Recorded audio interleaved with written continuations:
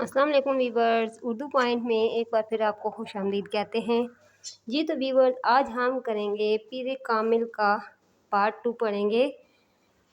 Viewers, video अच्छी लगे तो लाइक कर दें और चैनल को सब्सक्राइब कर दें। तो आइए शुरू करते हैं।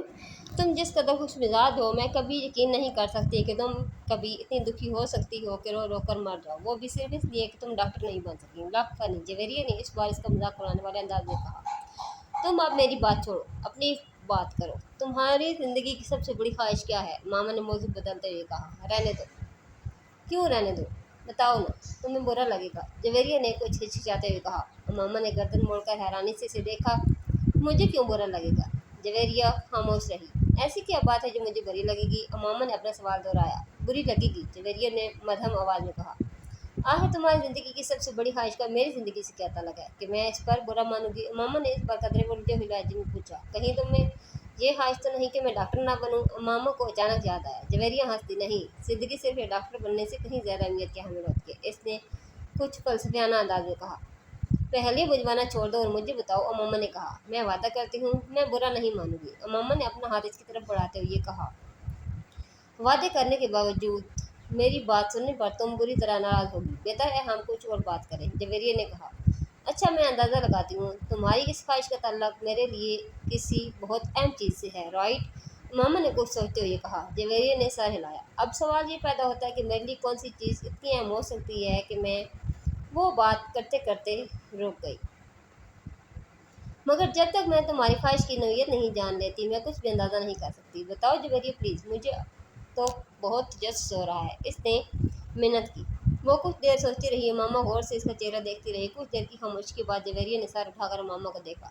मेरे प्रोफेशन के अलावा मेरी ज़िंदगी में फ़िलहाल जिन चीज़ों की अहमियत है वो सिर्फ एक ही है, और अगर तुम इसके हवाले से कुछ कहना चाहती हो तो कहो, मैं बुरा नहीं मानूंगी, मामा ने संजीदगी से कहा। जवेरिया ने कदर टोंक कर इसे देखा। वो अपने हाथ में मौजूद एक अंगूठी को देख रही थी। जवेरिया मुस्कुराई। मेरी ज़िंदगी की सबसे बड़ी ख्वाहिश है कि तुम, जवेरिया ने इसे अपनी ख्वाहिश बताई। मामा का चेहरा एकदम सफ़ेद पड़ गया। वो शाक थी या हैरत ज़दा, जवेरिया अंदाज़ा नहीं कर सकी, मगर इसके चेहरे के तासरात यह ज़रूर बता रहे थे कि जवेरिया के मुंह से निकलने वाले जुमले इसके हर अंदाजे के बरक्स थे। मैंने तुमसे कहा था ना तुम बुरा मानोगी, जवेरिया ने जैसे सफाई पेश करने की कोशिश की, मगर अमामा कुछ कहे बगैर इसे देखती रही। मुइज़ हलक के बाल चिल्लाता हुआ दर्द से दोरा हो गया। इसके दोनों हाथ अपने पेट पर थे। इसके सामने खड़ा 12 साल लड़का अपनी फटी हुई शर्ट की आस्तीन से अपनी नाक बहता हुआ खून साफ किया और हाथ में पकड़े हुए टेनिस रैकेट को एक बार फिर पूरी कुव्वत से मुइज़ की टांग पर दे मारा। मुइज़ की हलक से एक बार फिर चीख निकली और इस बार सीधा हो गया। कुछ बेयकीनी के आलम में इसने खुद से 2 साल छोटे भाई को देखा, जो अब बगैर किसी लिहाज और मरम्मत के इस रैकेट से पीट रहा था जो मुइज़ कुछ देर पहले इसे पीटने के लिए लेकर आया था। इस हफ्ते में इन दोनों के दरमियान होने वाला यह तीसरा झगड़ा था, और तीनों बार झगड़ा शुरू करने वाला इसका छोटा भाई था। मुइज़ और इसके ताल्लुकात हमेशा ही नाखुशगवार रहे थे। इनका झगड़ा बचपन से लेकर अब तक से कुछ पहले तक सिर्फ ज़ुबानी कलामी बातों और धमकियों तक ही महदूद रहता था, मगर अब कुछ अरसे से वो दोनों हाथापाई पर भी उतर आए थे। आज भी ये हुआ। वो दोनों स्कूल से इकट्ठे वापस आए और गाड़ी से उतरते हुए इसके छोटे भाई ने बड़ी दृष्टि के साथ पीछे डिग्गी से अपना बैग निकाल कर खींच निकाला। जब मुइज़ अपना बैग निकाल रहा था, बैग खींचते हुए मुइज़ के हाथ को बुरी तरह रगड़ आई। मुइज़ बुरी तरह तिलमिलाया। तुम अंधे हो चुके हो? वो इत्मीनान से अपना बैग उठाए बेनियाजी से अंदर जा रहा था। मुइज़ के चिल्लाने पर इसने पलट कर इसको देखा और लाउंज का दरवाज़ा खोल कर अंदर चला गया। मुइज़ के तन बदन में जैसे आग लग गई। वो तेज़ कदमों से इसके पीछे अंदर चला आया। अगर दोबारा तुमने ऐसी हरकत की तो मैं तुम्हारा हाथ तोड़ दूंगा। इसके करीब पहुंचती हुई मुइज़ एक बार फिर दौड़ा। इसने बैग कंधे से उतार कर नीचे रख दिया और दोनों हाथ कमर पर रखकर खड़ा हो गया। निकालूंगा। तुम क्या करोगे? हाथ तोड़ोगे? इतनी हिम्मत है? ये मैं तुम्हें इस वक्त बताऊंगा जब तुम दोबारा हरकत करोगे। मुइज़ अपने कमरे की तरफ बढ़ा, मगर इसके भाई ने पूरी कुव्वत से इसका बैग खींचते हुए इसे रुकने पर मजबूर कर दिया। नहीं, तुम मुझे अभी बताओ। इसने मुइज़ को बैग उठाकर दूर फेंक दिया। मुइज़ का चेहरा सुर्ख हो गया। इसने ज़मीन पर पड़ा हुआ अपने भाई का बैग उठाकर दूर उछाल दिया। एक लम्हे के इंतजार के बगैर इसके भाई ने पूरी कुव्वत से मुइज़ की टांग को ठोकर मारी। जवाबन इसने पूरी कुव्वत से छोटे भाई के मुंह पर मुक्का मारा और इसकी नाक पर लगा। अगले ही लम्हे इसकी नाक से खून टपकने लगा। इतने शदीद हमले के बावजूद इसके अलग से कोई आवाज़ ना निकली। इसने मुइज़ की टाई खींचते हुए इसका गला दबाने की कोशिश की। मुइज़ ने जवाबन इसकी शर्ट को कॉलर से खींचा। इस शर्ट के फटने की आवाज़ आई। इसने पूरी कुव्वत से अपने छोटे भाई के पेट में मुक्का मारा। इसके भाई के हाथ से इसकी टाई निकल गई। ठहरो, मैं तुम्हें अब तुम्हारा हाथ तोड़कर दिखाता हूँ। मुईद ने इसे गालियाँ देते हुए लाउंज के कोने में पड़े हुए एक रैकेट को उठा लिया और अपने छोटे भाई को मारने की कोशिश की, मगर अगले ही लम्हे रैकेट इसके भाई के हाथ में था। इसने पूरी कुव्वत से घुमाकर इतनी रफ्तारी के साथ इस रैकेट को मुइज़ के पेट में मारा कि संभल या खुद को बचा भी ना सका। इसने जके बाद दीगरे इसकी कमर और टांग पर रैकेट बरसा दिए। अंदर से इन दोनों का बड़ा भाई इश्तियाल के आलम में बाहर लाउंज में आ गया। क्या तकलीफ है तुम दोनों को? घर में आते ही हंगामा शुरू कर देते हो। इसको देखते ही छोटे भाई ने उठा हुआ रैकेट नीचे कर लिया था। और तुम्हें शर्म नहीं आती? अपने से बड़े भाई को मारते हो। अब इसकी नज़र इसके हाथ में पड़े रैकेट पर पड़ गई। नहीं आती, इसने बड़ी जेटाई के साथ कहते हुए रैकेट एक तरफ उछाल दिया और बड़ी बेखौफी से कुछ फासले पर पड़ा हुआ बैग उठाकर अंदर जाने लगा। मुईज़ ने बुलंद आवाज़ में सीढ़ी चढ़ते हुए अपने छोटे भाई से कहा, तुमको इसका खमियाजा भुगतना पड़ेगा। वो अभी तक अपनी टांग सहला रहा था। श्योर, वाई नॉट, हाँ क्यों नहीं। एक अजीब सी मुस्कुराहट के साथ सीढ़ियों के आखिरी सिरे पर रुक कर इसने मुईज़ से कहा, अगली बार तुम बैट लेकर आना। टेनिस रैकेट से कुछ मज़ा नहीं आया, तुम्हारी कोई हड्डी नहीं टूटी। मुईज़ को इश्तियाल आ गया, तुम अपनी नाक संभालो, वो यकीनन टूट गई होगी। मुईज़ गुस्से के आलम में सीढ़ियों को देखता रहा जहाँ कुछ देर पहले वो खड़ा था। मिसेस समांथा चैटर्जी ने दूसरी रो में खिड़की के साथ पहली कुर्सी पर बैठे हुए इस लड़के को चौथी बार घूरा। वो इस वक्त बड़ी बेनियाजी से खिड़की से बाहर देखने में मसरूफ था। वक्तन फवक्तन वो बाहर से नजरें हटाता, इस एक नज़र मिसेस समांथा को देखता, इसके बाद फिर इस तरह बाहर झांकने लगता। इस्लामाबाद के एक गैर मुल्की स्कूल में वो आज पहले दिन इस क्लास की बायोलॉजी पढ़ाने के लिए आई थी। वो एक डिप्लोमेट की बीवी थी और कुछ दिन पहले ही इस्लामाबाद अपने शोहर के साथ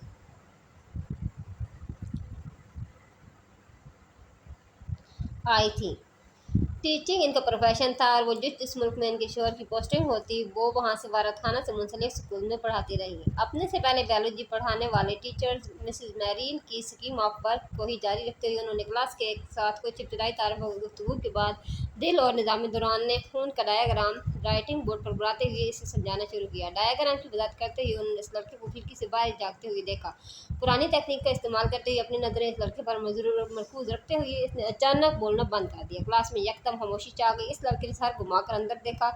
मिसेस समांथा चैटर्जी से इसकी नज़रें मिली। मिस समांथा मुस्कुराई और एक बार फिर उन्होंने अपना लेक्चर शुरू कर दिया। कुछ देर तक उन्होंने इस तरह बोलते अपनी नज़रें इस लड़के पर रखी जो अब अपने पास पड़ी नोट बुक पर कुछ लिखने में मसरूफ था। इसके बाद मिसेस समांथा ने अपनी तवज्जो क्लास में मौजूद दूसरे स्टूडेंट पर मरकूज कर दी। इनका ख्याल था कि वो खास शर्मिंदा हो चुका है, दोबारा वो बाहर नहीं देखेगा, मगर सिर्फ 2 मिनट के बाद उन्होंने से एक बार फिर की तरफ बाहर मुतवज्जे हुए देखा।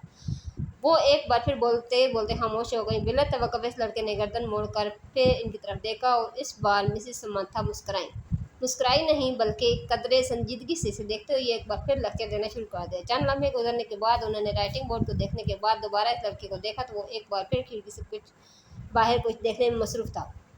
इस बार गैर महसूस तौर पर इसके चेहरे पर कुछ नाराज़गी नमूदार हुई। वो कुछ झुंझलाते हुए खामोश हुई और इनके खामोश होते ही इस लड़के ने खिड़की के बाहर से अपनी नज़रें हटाकर इनकी तरफ देखा। इस बार इस लड़के के माथे पर कुछ चिकने थी। एक नज़र मिसेस समांथा को नागवारी से देखकर वो एक बार फिर खिड़की से बाहर देखने लगा। इसका अंदाज़ इस कदर तौहीन आमेज था कि मिसेस समांथा चर्च का चेहरा सुर्ख हो गया। सलार, तुम क्या देख रहे हो? उन्होंने सख्ती से पूछा। नथिंग, यकलफ्ज़ी जवाब आया। वो अब चुभती हुई नज़रों से इन्हें देख रहा था। तुम्हें पता है मैं क्या पढ़ा रही हूँ? होप सो, इसने इतने रूड अंदाज में कहा कि समांथा चैटर्जी ने यकदम हाथ में पकड़ा हुआ मार्कर कैप से बंद करके टेबल पर फेंक दिया। ये बात है तो फिर यहाँ आओ और ये डायग्राम बनाकर इसको लेबल करो। उन्होंने स्पंज के साथ राइटिंग बोर्ड को साफ करते हुए कहा। यकी बाद दीगरी लड़की के चेहरे पर कई रंग आए। उन्होंने क्लास में बैठे हुए स्टूडेंट्स को आपस में नज़रों का तबादला करते हुए देखा। वो लड़का अब सर्द नज़रों के साथ समांथा चर्च को देख रहा था। जैसे ही उन्होंने राइटिंग बोर्ड से आखिरी निशान साफ किया वो अपनी कुर्सी से एक झटके के साथ उठा। तेज कदमों के साथ इसने टेबल पर पड़ा हुआ मार्कर उठाया और बर्क रफ्तारी के साथ राइटिंग बोर्ड पर डायग्राम बनाने लगा। पूरे 2 मिनट 57 सेकंड के बाद इसने मार्कर कैप लगा कर इसे मेज पर उसी अंदाज में उछाला जिस अंदाज में समांथा चर्च ने उछाला था और समांथा चर्च की तरफ देखे बगैर अपनी कुर्सी पर बैठ गया। मिसेस चर्च ने इसे मारकर उछालते या अपनी कुर्सी की तरफ जाते नहीं देखा था। वो बेयकीनी के आलम में राइटिंग बोर्ड पर 3 मिनट से कम अरसा में बनाए जाने वाले اس لیبل ڈایاگرام کو دیکھ رہی تھیں جسے بنانے میں انہوں نے 10 منٹ دیے تھے اور وہ ان کی ڈایاگرام سے زیادہ اچھی تھی۔ وہ کہیں بھی معمولی غلطی نہیں ڈھونڈ سکی تھیں۔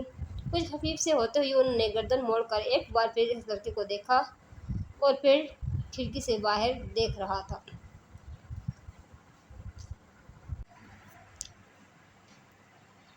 وسیم نے تیسری بار دروازے پر دستک دی۔ اس بار اندر سے امامہ کی آواز آئی، کون ہے؟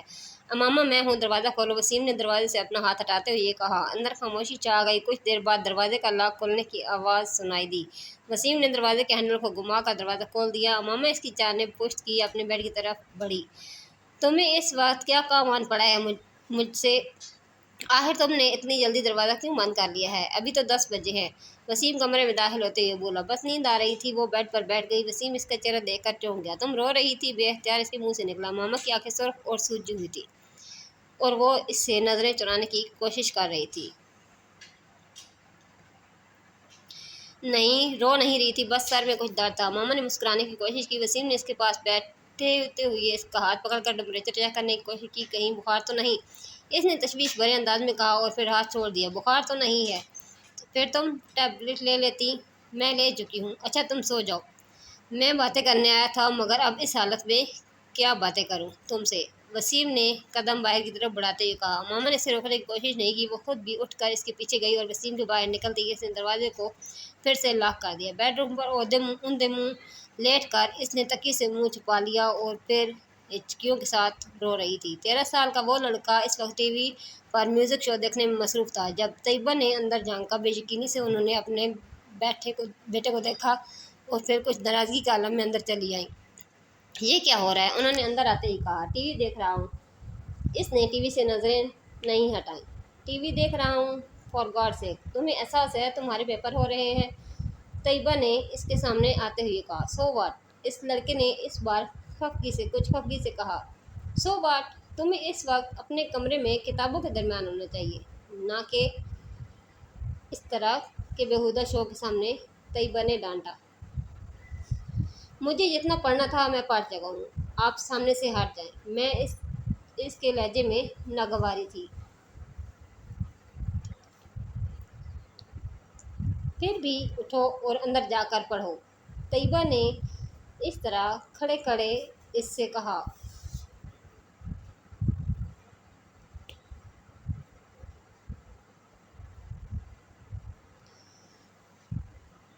نہ میں یہاں سے اٹھوں گا نہ اندر جا کر پڑھوں گا۔ میری اسٹڈیز اور پیپرز میرا مسئلہ ہے، آپ کا نہیں۔ اگر تمہیں اتنی پرواہ ہوتی اسٹڈیز کی تو اس وقت تم یہاں بیٹھے ہوتے۔ اسٹیپ اسائڈ، اس نے طیبہ کے جملے کو نظر انداز کرتے ہوئے بڑی بدتمیزی کے ساتھ ہاتھ کے اشارے سے کہا۔ آج تمہارے پاپا آ جائیں تو میں ان سے بات کرتی ہوں۔ طیبہ نے اسے دھمکانے کی کوشش کی۔ ابھی بات کر لیں، کیا ہوگا؟ پاپا کیا کر لیں گے؟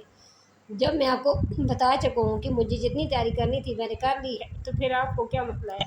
یہ تمہارے سالانہ امتحان ہے، تمہیں احساس ہونا چاہیے اس بات کا۔ طیبہ نے یکدم اپنے لہجے کو نرم کرتے ہوئے کہا۔ میں کوئی 2-4 سال کا بچہ نہیں ہوں کہ میرے آگے پیچھے پھرنا پڑے آپ کو۔ میں اپنے معاملات میں آپ سے زیادہ سمجھدار ہوں، اس لیے یہ 3rd کلاس قسم کے جملے مجھ سے مت بولا کریں۔ ایگزامز ہو رہے ہیں، اسٹڈیز پر دھیان دو۔ اس وقت تمہیں اپنے کمرے میں ہونا چاہیے۔ میں تمہارے فادر سے بات کروں گی۔ واٹ اے ربش! وہ بات کرتے کرتے غصے میں صوفہ سے اٹھ کر کھڑا ہو گیا۔ ہاتھ میں پکڑا ہوا ریموٹ اس نے پوری قوت سے سامنے والی دیوار پر دے مارا اور پاؤں پٹکتا ہوا کمرے سے باہر نکل گیا۔ طیبہ کچھ بے بسی اور خفت کے عالم میں اسے کمرے سے باہر نکلتا دیکھتی رہی۔ فلومینا فرانسس نے اپنے ہاتھ میں پکڑے پیکٹ میز پر رکھتے ہوئے ایک نظر ہال میں دوڑائی۔ پیپر شروع ہونے میں ابھی 10 منٹ باقی تھے۔ وہ ہال میں موجود اسٹوڈنٹس کتابیں، نوٹس اور نوٹ بکس پکڑے تیزی سے صفحے آگے پیچھے کرتے ان کی آخری نظریں ڈال رہے تھے۔ ان کی جسمانی حرکات سے ان کی پریشانی اور اضطراب کا اظہار ہوتا۔ فلومینا فرانسس کے لیے یہ بہت مانوس سین تھا۔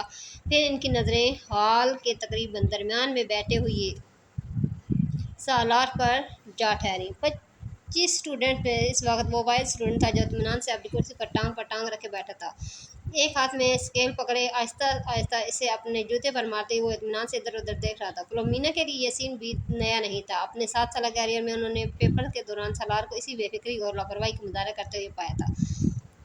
9:02 پر انہوں نے سالار کے پاس سے گزرتے ہوئے اسے MCQs پر مبنی آبجیکٹیو پیپر تھما دیا۔ 30 منٹ کے بعد اسے वो पेपर इनसे लेना था। 9:10 पर उन्होंने सालार को अपनी कुर्सी से खड़ा होते देखा। इसके खड़े होते ही हॉल में इससे पीछे मौजूद तमाम स्टूडेंट्स ने सर उठाकर इसे देखा। वो पेपर हाथ में लिए फिलोमिना फ्रांसिस की तरफ जा रहा था। फिलोमिना फ्रांसिस के लिए ये भी नया सीन नहीं था, वो पहले भी यही कुछ देखती आई थी। 30 मिनट में हल किया जाने वाला पेपर वो 8 मिनट पे हल करके इसके सर पर खड़ा था। पेपर को दोबारा पढ़ देख लो। उन्होंने ये जुमला इससे नहीं कहा, वो जानती थी कि इसका जवाब क्या होगा। मैं देख चुका हूँ। वो अगर इसे एक बार फिर पेपर देखने पर मजबूर करती तो वो हमेशा की तरह पेपर ले जाकर अपनी कुर्सी के हत्थे पर रखकर बाजू सीने पर लपेट कर बैठ जाता। इन्हें याद नहीं था कभी इसने इसके कहने पर पेपर को दोबारा चेक किया हो, और वो ये तस्लीम भी करती थी कि इसकी ज़रूरत भी नहीं। इसके पेपर में किसी एक भी गलती को ढूंढना बहुत मुश्किल काम था। उन्होंने एक हल्की सी मुस्कुराहट के साथ इसके हाथ से पेपर पकड़ लिया। तुम जानते हो सलार, मेरी ज़िंदगी की सबसे बड़ी तमन्ना क्या है? उन्होंने पेपर पर नज़र डालते हुए कहा कि मैं तुम्हें 30 मिनट का पेपर 30 मिनट के बाद सबमिट करवाते हुए देखूँ। वो इनकी बात पर खफीफ से अंदाज में मुस्कुराया। इसकी ये ख्वाहिश इस सूरत पूरी हो सकती है मैम, अगर मैं ये पेपर 150 साल की उम्र में हल करने बैठूं। नहीं, मेरा ख्याल है 150 साल की उम्र में तुम ये पेपर 10 मिनट में करोगे। इस बार वो हंसा और वापस मुड़ गया। फिलोमिना फ्रांसिस ने एक नज़र इसके पेपर के सफ़ात को उलट पलट कर देखा। एक सरसरी सी नज़र भी ने बताने के लिए काफ़ी थी कि वो इस पेपर में कितने नंबर गिनवाएगा। 0। मज़ीद जानने के लिए देखिए पार्ट 3।